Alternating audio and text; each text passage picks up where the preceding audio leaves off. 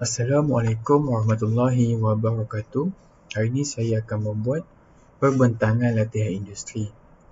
Nama saya Muhammad Faris Hakimi bin Muhammad Fauzi. Nombor matrik 09DMP19F1049. Saya daripada Jabatan Kejuruteraan Mekanikal Bahan. Dan syarikat yang saya menjalani latihan industri adalah syarikat Champion Precision Technology. Pada SEM akhir ini, saya telah menjalani latihan industri selama 20 minggu iaitu pada 7 Mac 2022 sehingga 22 Julai 2022 di syarikat Champion Precision Technology. Champion Precision Technology Sdn Bhd telah ditubuhkan pada tahun 1985 dan berkembang menjadi salah satu pengeluar terkemuka dunia sebagai penyedia penyelesaian sehenti untuk pemesinan ketepatan berkualiti dan pemasangan mekanikal untuk memenuhi pelbagai keperluan pelanggan masa kini. Syarikat ini menyediakan pemesinan ketepatan, pemasangan modul, kebolehpercayaan dan ujian kefungsian, metodologi aplikasi bahan dan menyesuaikan perkhidmatan pembungkusan, dan jenis mesin yang digunakan ialah mesin CNC turning, mesin CNC milling dan mesin CNC autolathe. Visi dan misi syarikat. Visi yang pertama adalah berpasukan, menjadi pembekal pilihan terbaik untuk pelanggan. Yang visi yang kedua adalah hasrat, berhasrat menjadi syarikat pembentukan besi terkenal di Asia. Dan visi yang ketiga adalah keazaman, berazam untuk menjadi yang terbaik. Kemudian misi pula adalah misi yang pertama, memberi perhatian lebih kepada kehendak pelanggan. Misi yang kedua, membentukkan besi dengan rekaan yang berkualiti. Dan misi yang ketiga, membangun industri pemesinan besi yang terbaik. Lokasi syarikat terletak di nombor 18 Jalan Istimewa 4, Taman Perindustrian Cemerlang. Poskod 81800 Ulu Tiram, Johor.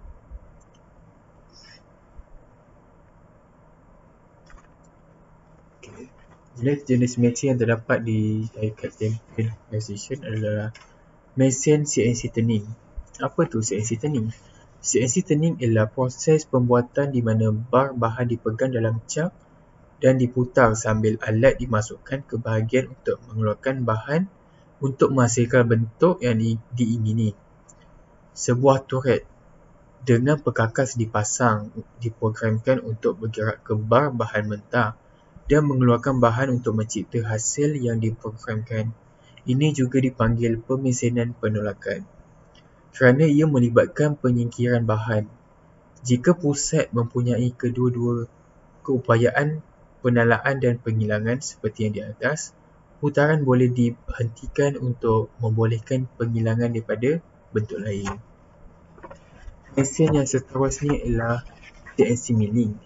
CNC milling ialah proses pemesinan yang menggunakan kawalan berkomputer dan alat pemotong berbilang titik berputar untuk mengeluarkan bahan secara progresif daripada bahan kerja dan menghasilkan bahagian atau produk yang direka khas.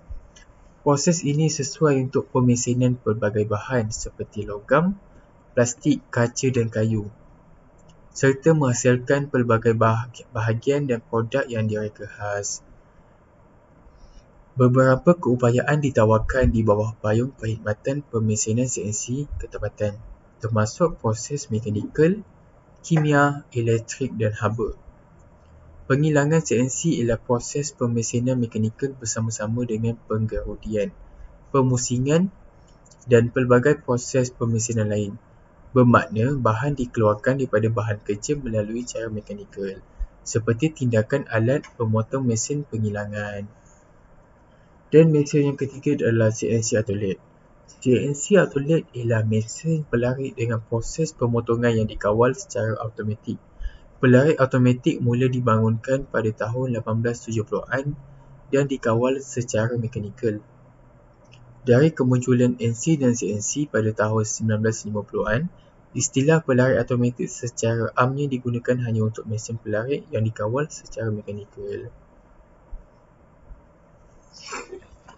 Latihan teknikal. Di syarikat Champion Precision, saya telah ditempatkan di bahagian membuat komponen pinion gear. Dan komponen gear ini adalah untuk kalau lebih detail adalah untuk barang-barang Shimano seperti alat memancing, basikal dan lain-lain. Okey, peralatan yang digunakan untuk menguji pinion gear adalah seperti tolok pin dan thread berbenang untuk menguji sama ada komponen ini berfungsi dengan baik. Seterusnya, alat yang seterusnya adalah digital indicator. Digital indicator ini berfungsi untuk mengukur ketinggian komponen pinion gear. Dan yang seterusnya adalah wobbling. Wobbling ni kita untuk check dia punya bulatan komponen gear ni. Dan apabila telah selesai membuat semakan, saya akan meletakkan komponen gear ni dalam plastik tray dan dihantar kepada QC production. Okey, latihan teknikal yang kedua, saya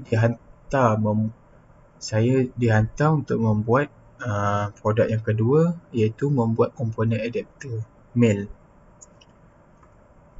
Dan komponen adapter male ini adalah antara produk yang terpenting di syarikat Champion Precision Technology. Alat ini terdapat pelbagai peralatan untuk menguji komponen ni, iaitu yang pertama adalah tolok pin. Tolok pin akan dimasukkan ke dalam lubang komponen untuk menguji sama ada komponen berada dalam keadaan yang baik. Seterusnya, kita akan menyemak ukuran komponen menggunakan digital micrometer. Unit yang digunakan adalah unit milimeter. Yang seterusnya, saya akan melihat komponen menggunakan skop untuk melihat sama ada terdapat calar ataupun dented di bahagian permukaan komponen supaya komponen berada dalam keadaan yang baik. Yang seterusnya, saya akan menggunakan roda berbenang ini untuk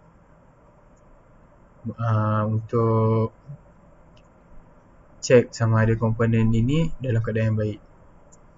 Yang seterusnya, selepas saya